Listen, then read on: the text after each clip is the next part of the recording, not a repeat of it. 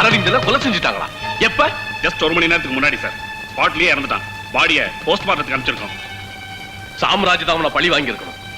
அவன் குரூப்ல யாரை விடாதீங்க. கம்ப்ளீட்டா எல்லாத்தையும் அரெஸ்ட் பண்ணுங்க. ஓகே. அந்த ராஸ்கல் சாம்ராஜை அரெஸ்ட் பண்ணுங்க. Okay sir. அவனை வெளியில விட்டா ரொம்ப ரொம்ப ஆபத்தாயிடும். ஆமா, அந்த கொலைக்கு சாட்சி பலமான ஆதாரம் கிடைச்சிருக்கு சார். கொலை செஞ்சவனை அரவிந்தோட பேரண்ட்ஸை நேர்ல பாத்துருக்காங்க. குற்றவாளி அவங்க முன்னால நிறுத்தி அடையாளம் காட்ட சொன்னா கண்டிப்பா கண்டுபிடிச்சிருவாங்க சார். கரெக்ட். நாளைக்கு அவங்க அப்பா அம்மா வச்சு ஒரு ஐடென்டிபிகேஷன் பரேட் நடத்துங்க. Okay sir. பிரஸ் போட்டோகிராஃப்ஸ் யாரையும் உள்ள விடாதீங்க. அரெஸ்ட் செய்யப்பட்டவங்களை பத்தி எந்த இன்ஃபர்மேஷனும் வெளியில வரக்கூடாது. Okay sir. எக்காரணத்தை கொண்டோ குற்றவாளியோட போட்டோ எந்த பத்திரிகையில வரக்கூடாது. Okay sir.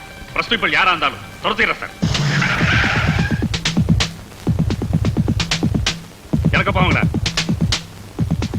சீக்கிரம்.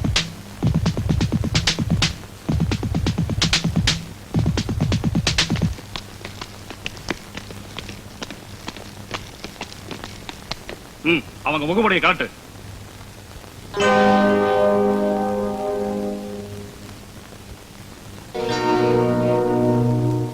என்னை அரெஸ்ட் பண்ணணும் தான் ஐஜி வரைக்கும் ட்ரை பண்ணாங்க. ஆனா நான் வெளியே இருந்தா தான் ரமேஷை காப்பாத்த முடியுங்கிறதுக்காக போலீஸ்ல மாட்டாம தப்பிச்சிட்டேன். அண்ணா, கேஸ் ரொம்ப பலமா போயிடுத்துண்ணா. ரமேஷ் கொலை பண்ணதை அரவிந்தோட தோப்புறாரும் தாயாரும் கண்ணால பாத்துட்டா. இப்ப 10-15 குத்தவாளிக்கு மத்தியில ரமேஷ் நிக்க வச்சு உங்களால குத்தவாளி அடையாளம் கண்டுபிடிக்க முடியுமான்னு கேட்டா, இதோ இவன் தான் குறகாரன்னு ரமேஷோட சொக்காயை பிடிச்சு கப்புறு எடுத்துட மாட்டாளோ. அதுக்கப்புறம் இத பத்தி ஆர்கியூ பண்ணா என்ன, பண்ணா விட்டா என்ன? என்ன சார், என்ன சார், எவ்வளவு பெரிய கிரிமினல் ஆயர் நீங்க. உங்களாலேயே முடியாது எப்படி? அப்படியே ரமேஷ் தூக்கில தொங்க வேண்டியதானா? படாது. ஆனா அரசாங்கம் விடாதே. மிஸ்டர் சாரி, நான் செத்தால சாவனை தவிர என்ன நம்பணும் உங்களை சாக விட மாட்டேன் சார். எத்தனை லட்சம் வேணும், எத்தனை பேருக்கு லஞ்சம் கொடுக்கணும்? சபிக்கணும். சுப்ரீம் அவருக்கே லஞ்சம் கொடுத்தாலும் சாட்சியா நிக்கிறானே பெத்தவா, அவ பையனைத்தான் கேட்பாளே தவிர பைசா வாங்க மாட்டான். மிஸ்டர் சாரி, இனிமே இந்த கேஸ நான் பாத்துக்கிறேன். ஹலோ, நான் ராதா பேசுறேன். ராதா, நான் சாம்ராஜ் பேசுறேன். சொல்லுங்க சார். அதான் நான் ஒரு ஆபத்துல இருக்கேன். நீங்க தான் காப்பாத்து. நிச்சயமா சார், உங்களுக்காக நான் எந்த உதவியும் செய்ய தயாரா இருக்கேன். சொல்லுங்க. தேங்க்யூ ராதா, நான் இப்ப வரேன்.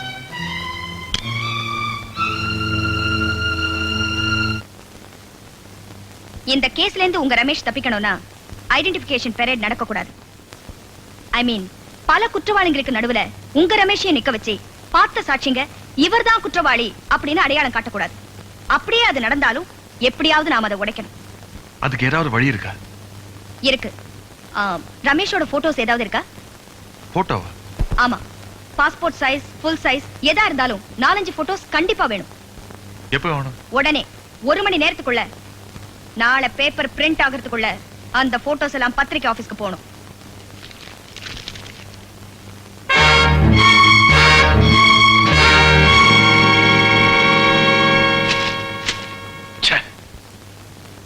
யுவர் ஆனர், குற்றம் சாட்டப்பட்டிருக்கும் என் கட்சிக்காரர் ரமேஷ் தான் அரவிந்தனை கொலை செய்தார் என்று நேரில் பார்த்த சாட்சிகளான அரவிந்தனின் பெற்றோர்கள் கூறலாம்.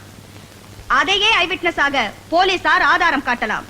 ஆனால் அவர்கள் நேரில் பார்த்தது என் கட்சிக்காரர் ரமேஷையே அல்ல. அது மட்டுமல்ல யுவர் ஆனர், இதோ இன்று காலை வெளிவந்த எல்லா பத்திரிகைகளிலும் அரவிந்தன் படுகொலை, குற்றவாளி பிடிபட்டான் என்று என் கட்சிக்காரரின் போட்டோவை குற்றவாளி என்று குறிப்பிட்டு போட்டிருக்கிறார்களே, அது எப்படி?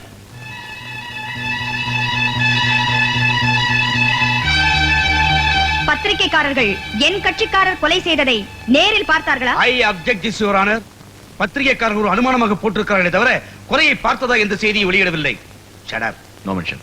அனுமானமாக நினைத்தால் செய்தியைத்தான் வெளியிடலாமே தவிர எப்படி இவர்தான் குற்றவாளி என்று என் கட்சிக்காரரின் போட்டோவை வெளியிடலாம்? அப்படி உருவத்தை வெளியிட்டால் இவர்தான் குற்றவாளி என்று ஊர்ஜிதமாகி விடாதா? அதனால் தான் நான் சொல்கிறேன், ஐடென்டிபிகேஷன் பரேடில் இருந்து குற்றவாளியை கண்டுபிடிப்பதற்கு முன்னாலேயே அரவிந்தனின் பெற்றோர்கள் இந்த பேப்பரை பார்த்திருக்கிறார்கள். அதனால் ஏற்பட்ட பாதிப்பு ரமேஷ் தான் குற்றவாளி என்று உடனே சுட்டிக்காட்டி விட்டார்கள். அவர்கள் மட்டுமல்ல, பேப்பரை பார்க்கும் யாருமே என் கட்சிக்காரர் தான் கொலையாளி என்று தவறாக நிச்சயம் செய்து விட மாட்டார்களா? I object this your honour. Objection overrule. கொலை செய்தியை பத்திரிகையாளர்கள் வெளியிடலாமே தவிர சந்தேகப்படும்படி குற்றவாளியை போட்டோ மூலம் விளம்பரப்படுத்துவது நியாயமாகாது. இந்த விஷயத்தில் போலீசார் எப்படி இவ்வளவு கவனக்குறைவாக இருந்தார்கள் என்பதுதான் எனக்கு புரியவில்லை. அரசியல்வாதிகளின் சூழ்ச்சி, அதிகார வர்க்கம் செய்யும் கெடுபிடி. எப்படியாவது என் கட்சிக்காரரை கொலையாளி ஆக்கிவிட வேண்டும் என்ற ஒரே நோக்கத்துடன் போலீசையும் பத்திரிகையையும் அரசியல்வாதிகள் பயன்படுத்தி இருக்கிறார்கள். ஐ அப்ஜெக்ட் யுவர் ஆனர். எந்த அரசியல்வாதிக்கும் இதில் சம்பந்தம் இல்லை என்பதை ஆணித்தரமாக கூறிக்கொள்ள விரும்புகிறேன். Objection, Your Honor. Objection sustain. Your Honor, இது கட்டாயம் அரசியல் பின்னணிதான். ஒரு தனி மனிதனுக்கு ஏற்பட்டுள்ள பதவி ஆசை, அதிகார வெறி, இவைகள்தான் நடந்து போன அரவிந்தன் கொலைக்கே மூல காரணம். கொலை செய்யப்பட்ட அரவிந்தனே ஒரு அரசியல்வாதியின் கையால் தான், கருவிதான்.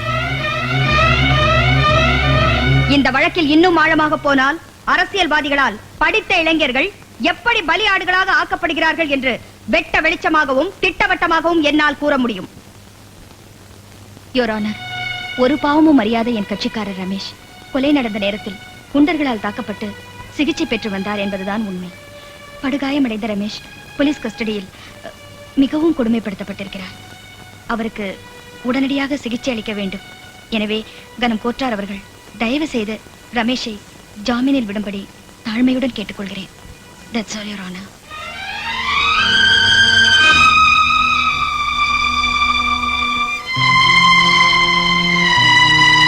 குற்றவாளி என்று கருதப்படும் ரமேஷுக்கு மருத்துவ உதவி தேவை என்ற கோரிக்கையை ஏற்று அவருக்கு இந்த கோர்ட் ஜாமீன் அளிக்கிறது.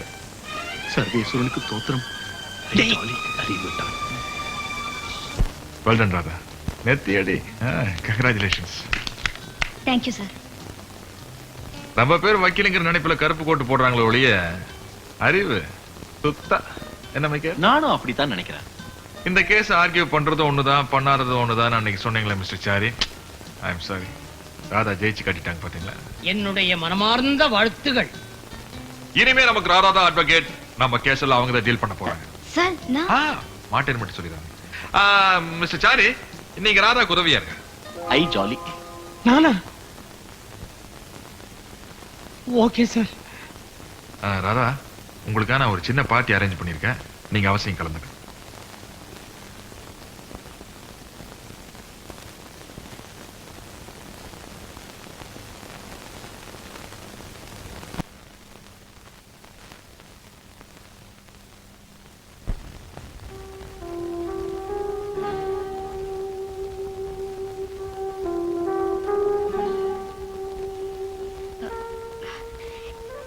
என்ன வரவேற்கிறது உங்களுக்கு பிடிக்காதுன்னு எனக்கு நல்லா தெரியும்.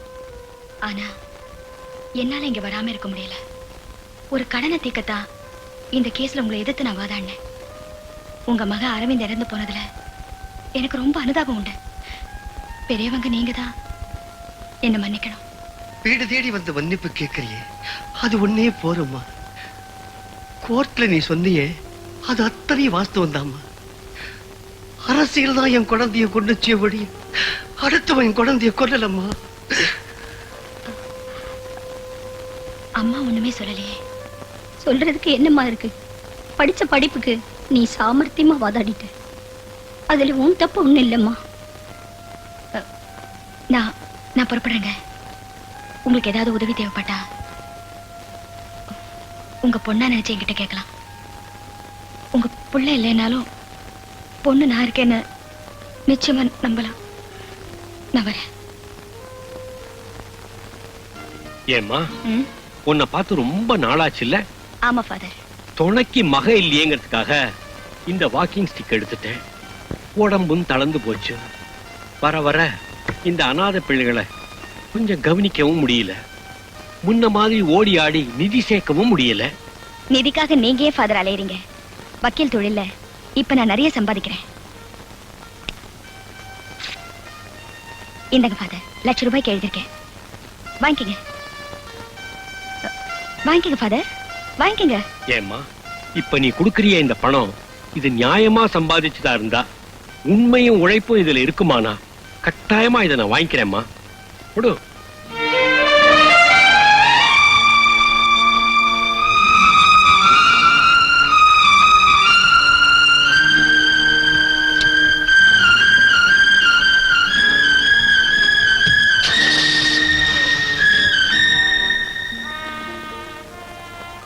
நியாயமான பணமான ஃபாதர் என்ன கேட்ட உடனே என் நெஞ்சில ஒரு முள் குத்துச்சு.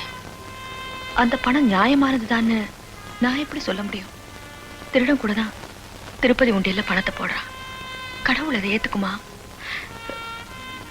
என் ஃபாதர் அதை ஏத்துக்கல.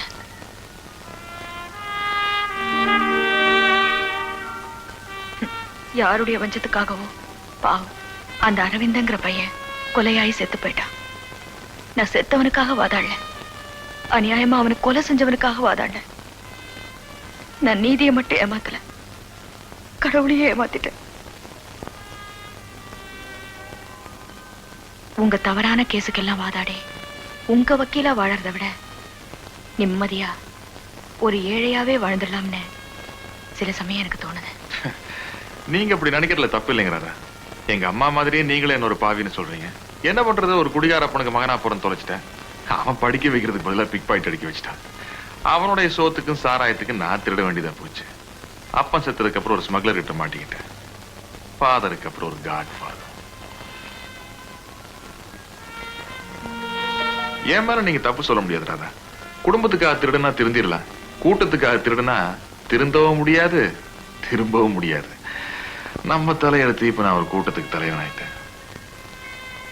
வறுமைக்காக தவறு செய்ய போய் பின்னால வாழ்க்கையே தவற அமைஞ்சிருச்சு. இப்ப அந்த வாழ்க்கையே எனக்கு வெறுத்து போச்சு. தலைவருங்கிற பதவியும் கூட தூக்கி நான் தயாராயிட்டேன். ராதா, நான் திருந்தி வாழணும்னா அது என் மனசுக்கு பிடிச்ச ஒரு பொண்ணுனால தான் முடியும். அதுவும் அந்த பொண்ணு என் மனசு புரிஞ்சுக்கிட்டு எனக்கு நல்லது கெட்டது எது நடந்தாலும் சாகிற வரைக்கும் எனக்கு ஆதரவை கூடவே இருந்துட்டா. சத்தியமா அந்த பொண்ணு உன்னை தவிர வேற யாராவும் இருக்க முடியாது ராதா.